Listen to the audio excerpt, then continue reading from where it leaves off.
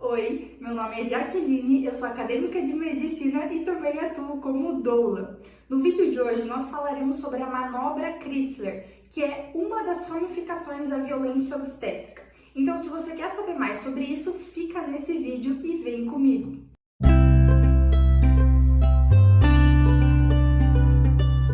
Mas antes de iniciarmos, eu gostaria de pedir para que você se inscreva nesse canal, curta esse vídeo, me siga nas redes sociais vizinhas que vão estar na descrição desse vídeo e também me ajude propagando as informações que a gente tem trazido aqui. Mas agora vamos começar a caminhar para o conteúdo do vídeo. Antes de explicar o que é a manobra Chrysler, eu preciso explicar em poucas palavras o que é uma violência obstétrica. Então, a violência obstétrica seriam maus tratos ou desrespeito que a mulher pode sofrer durante o período gestacional ou até mesmo durante o parto. E esse desrespeito, esse maltrato pode ser tanto de maneira física quanto de maneira psicológica. E dentro desse cenário de violência, temos uma manobra que é considerada hoje violência obstétrica. E o nome dessa manobra é manobra de Chrysler. E aí, afinal, como surgiu e o que é essa manobra? Essa manobra surgiu em 1867 pelo médico alemão Samuel Chrysler. Então, justamente por conta dele que se denominou esse nome, o nome da manobra. E o que é essa manobra? Essa manobra será uma força aplicada no fundo do útero. Eu já expliquei aqui no canal que o fundo do útero ele fica mais para cima. Então, é uma força realizada no fundo do útero para encurtar o período expulsivo do parto. Temos um vídeo aqui no canal também que vamos deixar na descrição do vídeo sobre as fases do parto, para vocês entenderem o que seria esse encurtamento do período expulsivo. E essa força pode ser realizada de algumas maneiras, como por exemplo, com o auxílio das mãos. Então, é um profissional que irá realizar essa força, não a própria gestante. Com o auxílio das mãos, com o auxílio dos antebraços, empurrar, e também pode ser realizada com os cotovelos. E diante disso, diante de todo esse cenário, eu gostaria de trazer e mencionar o que as grandes referências da área da ginecologia e obstetrícia têm falado sobre isso. E a primeira grande referência que eu quero mencionar para vocês é da FEBRASGO, Federação Brasileira de Associações de Ginecologia e Obstetrícia. Eles se colocam totalmente contra essa manobra por não ter na literatura científica evidências de nenhum benefício para a mulher. Apenas existem evidências que trazem malefícios para a mulher e para o bebê. Por isso eles se posicionam contra. E a segunda referência que eu quis trazer para vocês é da Organização Mundial da Saúde. Eles também se posicionam totalmente contra essa manobra. E aí, diante disso, existem 4 situações onde essa manobra seria realizada. A primeira delas, quando o bebê está demorando para descer. Isso é muito relativo, a gente já conversou sobre esse tempo que o bebê demora aqui no canal também. Então, é muito relativo. O segundo tópico que faz realizarem essa manobra seria quando o bebê não está bem encaixadinho.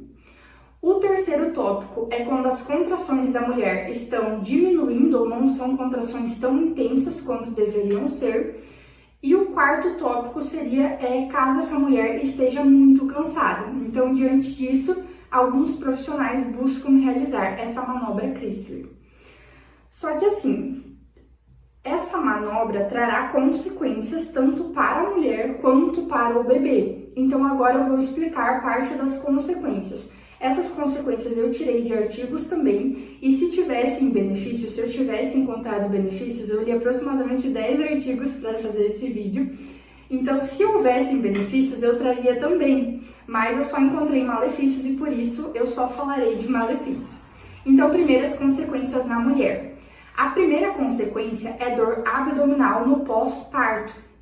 Justamente por conta dessa pressão realizada no abdômen da mulher, ela pode sentir dor além do normal após o parto.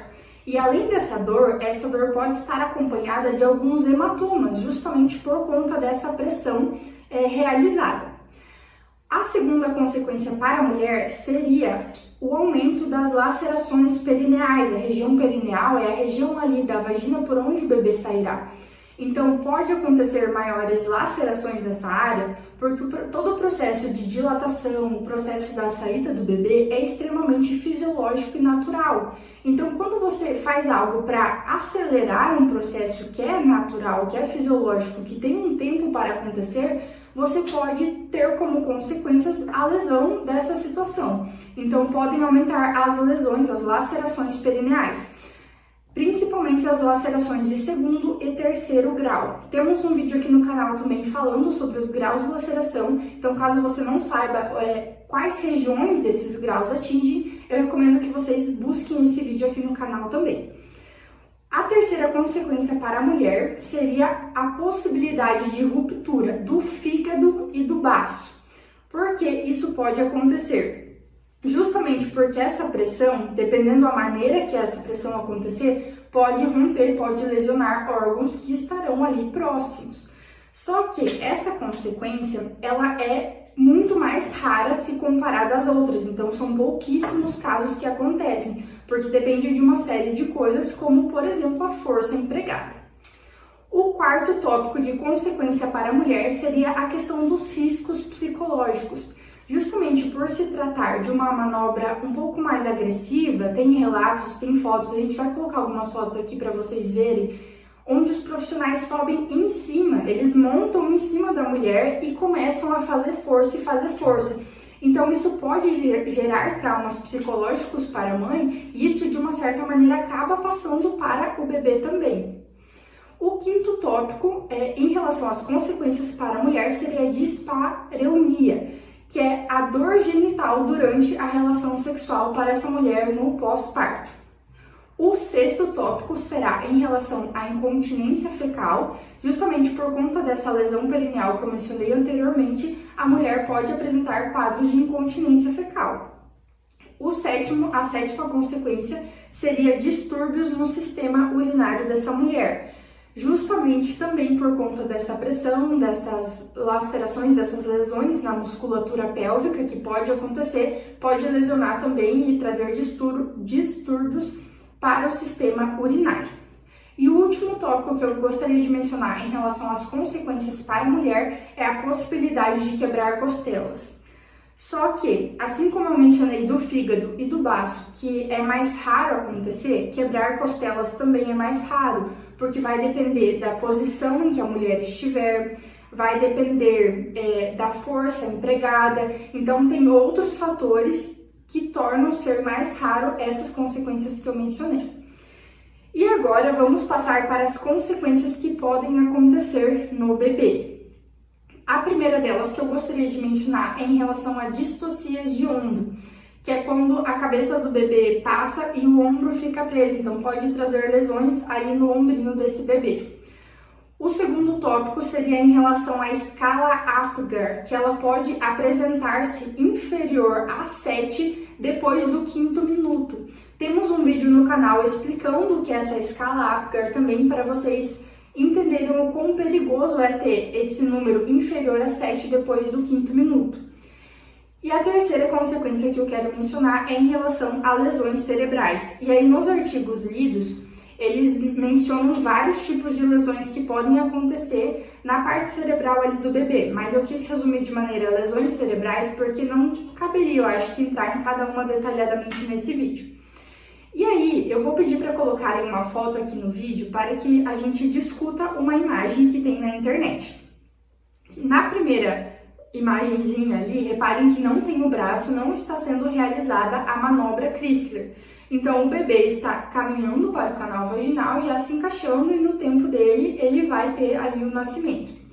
E na segunda imagem, na mesma imagem, mas na parte de baixo, tem alguém fazendo a manobra Chrysler. E reparem que a cabeça do bebê, ela sai do canal e ela vai para outra região, ela vai para a parte aqui da frente do abdômen. E isso faz com que a força empregada vá forçando o pescoço do bebê em direção ao canal e a cabeça vá virando. Então, em alguns artigos, 2 para ser mais específica, eles comentaram das possibilidades de lesões e rupturas na região do pescoço do bebê, justamente por conta dessa força empregada estar virando a cabecinha dele e estar indo nessa direção. E esses casos de rompimento de estruturas do pescoço podem ser ainda mais potencializados quando trata-se de prematuros. Então, por isso do cuidado e da orientação de evitar essa manobra. E diante disso, ainda não é bem sobre as consequências, mas é um assunto que vocês já vão entender o porquê está tão relacionado. Eu gostaria de entrar agora rapidamente na hemorragia e falar algo sobre isso e já vocês vão entender o porquê ela está relacionada com a manobra Chrysler. Então, de acordo com a FIGO, que é a Federação Internacional de Ginecologia e Obstetrícia, a hemorragia pós-parto é caracterizada por um excessivo sangramento que pode acontecer nessa mulher. E ela é realizada, acontece da seguinte maneira: nas mulheres que tiveram o parto via vaginal, acontecerá um sangramento de mais ou menos 500 ml, e nas mulheres que passaram pela cesárea, terá um sangramento mais ou menos de 1000 ml. E essa hemorragia é subdividida em primária e secundária. A primária acontece nas primeiras 24 horas após o parto e a secundária acontece de 24 horas até completar uma semana após o parto. E diante desse cenário, que é normal e controlável acontecer, a principal recomendação para evitar quadros hemorrágicos, principalmente quadros hemorrágicos preocupantes para essa gestante, é evitar a manobra Chrysler. Só isso. Então, além das consequências que essa manobra pode ter, a não utilização dela pode ajudar e contribuir para que outras coisas ruins não aconteçam com essa mulher. Então, daí a importância de realmente não fazer essa manobra.